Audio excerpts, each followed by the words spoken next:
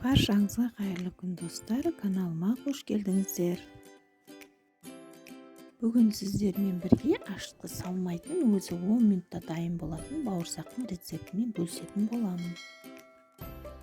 Бөлме температурасындағы айранға ас содасын салып, осылай араластырып 5 минутқа қоямыз.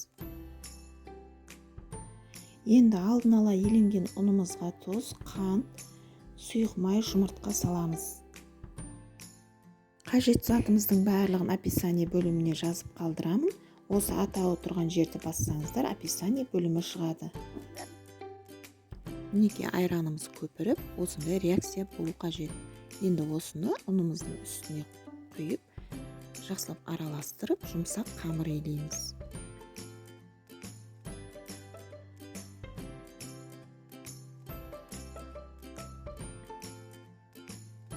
Қамырымыз осындай жұмсақ болады.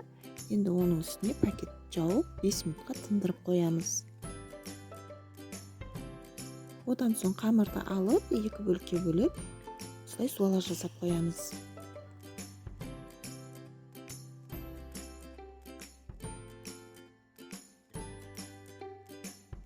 Енді қамырымызды жаямыз. Бетіне аз мөлшерде ұлпа себіңіздер. Одан соң осылай жұқалап жайыңыздар.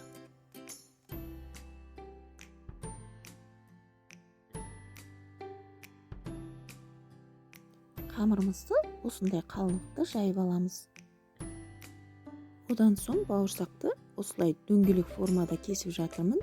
Өздеріңіз қалаған 4 бұрышты формада кессеңіз де болады. Одан соң қатты қызып тұрған майға бауырсақтарымызды салып, екі жағы қызарғанша пісіріп аламыз.